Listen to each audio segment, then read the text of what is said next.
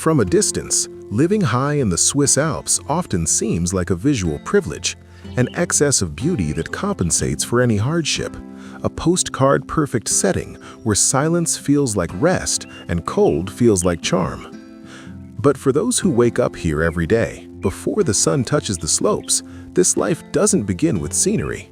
It begins with a decision. The decision to stay when it would be easier to go down.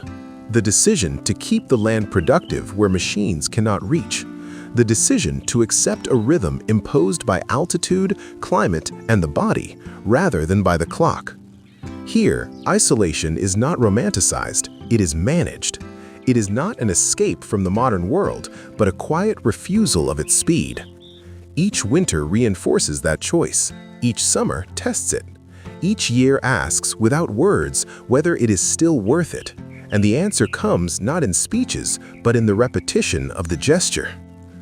These farmers do not live above the clouds because they are unaware of other possibilities. They live here because they know all of them. They know the city, comfort, efficiency.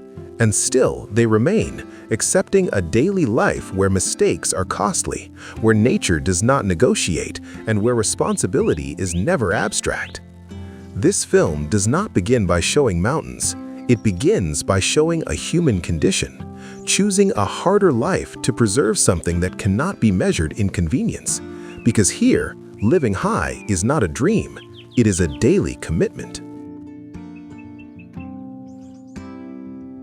The day begins before the light.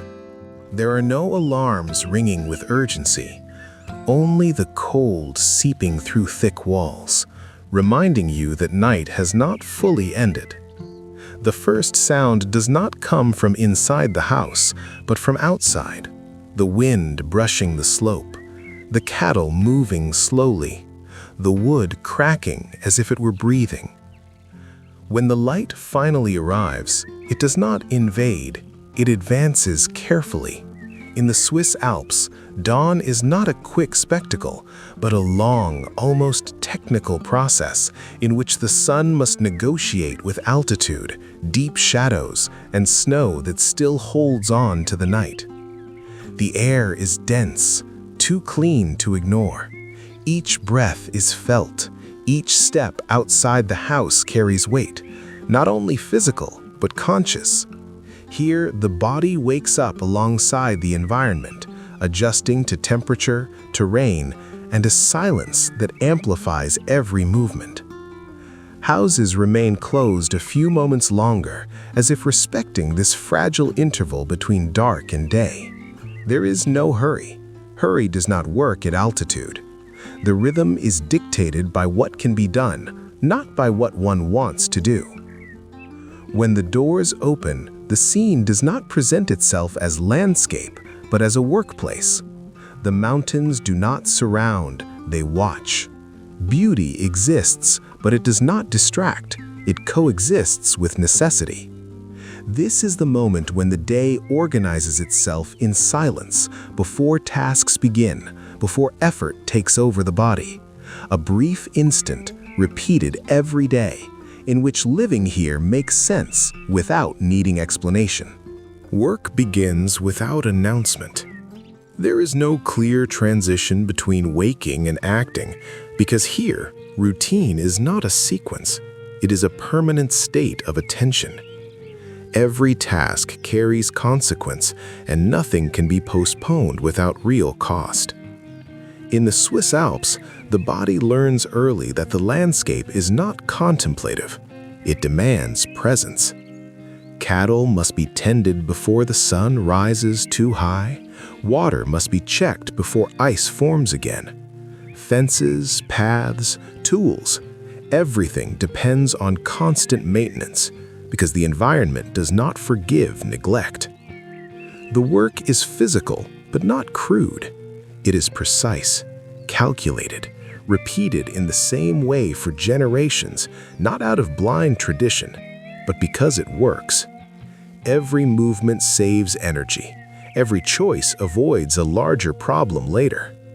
Here, there is no abstract idea of a productive day. There is only what was done, and what still needs to be done before the light fades or the weather shifts. Time is divided into hours, but into short windows of possibility. Isolation amplifies responsibility. When something fails, there is no quick replacement, no distant service to solve it. The solution must emerge there, with what is at hand, with knowledge stored in the body and in memory. This work is not romanticized. It tires, wears down, imposes clear limits. But it is precisely this clarity that sustains the choice to remain. Each completed task reinforces a silent pact between those who live here and the place that only allows, life to continue. Nothing here was built to be admired from afar. Every wall, every roof pitch, every minimal opening facing the valley answers a practical question: how to withstand cold, wind, the weight of snow, and the time that insists on wearing everything down. In the Swiss Alps, architecture is born from necessity, not aesthetic intention. Wood is thick because it must last. Stone remains exposed because it holds heat and does not move. Houses stay compact, almost folded into themselves, as if understanding that occupying less space is a way to survive. Interiors are organized to function when the outside becomes hostile. Tools close at hand, food protected, spaces designed for the long winter, when going out can mean risk and staying in requires planning. Here, the house is not emotional refuge, it is vital infrastructure. Nothing is excessive, nothing is missing. What appears simple, sometimes austere, is the result of successive adjustments made over generations. Every past mistake was incorporated as learning, every success repeated until it became a silent rule. These structures do not try to dominate the mountain, they settle into it, accepting clear limits. They do not grow beyond what is necessary, they do not compete with the environment. They endure. Here, food does not begin at the table. It begins months earlier, in the silent calculation of what will be needed to get through winter, in the daily care of animals, in the careful observation of a climate that decides what grows and what does not at altitude. In the Swiss Alps, eating is an act of continuity. Milk milked early enough that the cold does not numb the fingers. Cheese produced slowly, respecting a time that cannot be rushed. Food preserved not for aesthetic tradition, but because access is uncertain and isolation demands predictability. Nothing is wasted. What remains today may mean balance tomorrow. The pantry is not abundant, but it is stable. Each shelf carries the memory of past seasons and the anticipation of those still to come. Flavor here is a consequence, not a goal. It emerges from forced simplicity, from a limited number of ingredients, from respect for what the land allows to be produced. Eating is neither distraction nor reward, it is life maintenance. When snow closes roads and the mountain becomes a boundary, this organization proves essential. There are no deliveries, no last-minute improvisation. What exists is preparation. And within this closed system, where producing and consuming are part of the same cycle, food becomes something rare in the modern world, a daily reminder that living requires planning, patience, and continuous responsibility. Here, the year is not a succession of months. It is a rigid, predictable, and at the same time relentless cycle. The seasons do not decorate the landscape, they organize life, defining what is possible and what must wait. In the Swiss Alps, winter is not just cold, it is withdrawal. Real isolation, closed paths, shortened horizons, days when the world seems to end at the front door. It is the season of silent endurance, when planning done months earlier is put to the test and error finds no margin for correction. Spring does not arrive as celebration, it arrives as accumulated work. Snow retreats slowly, revealing tired land, damaged fences, tasks postponed by ice. The body expands again with the day, but without euphoria, there is still risk, still waiting. Summer is brief and intense. It is the season of controlled abundance, hay cut at the exact moment, cattle on high pastures, long workdays that make use of every hour of light. Here, fatigue is accepted because it carries purpose, preparing the next winter while it still feels distant. Autumn closes the cycle. Everything slows consciously, storing, repairing, deciding what can be kept and what must be left behind. The mountain begins to close in again, and life follows this movement without resistance. Living this way is accepting that control is partial, that rhythm does not belong to the individual, that time cannot be negotiated. And by submitting to this larger cycle, these families find something rare, a sense of belonging that does not depend on daily choice, only on permanence. From afar, life here looks solitary. Houses separated by sloops, long paths, voices that do not cross every day. But this reading ignores what sustains life at altitude. No one remains alone for long.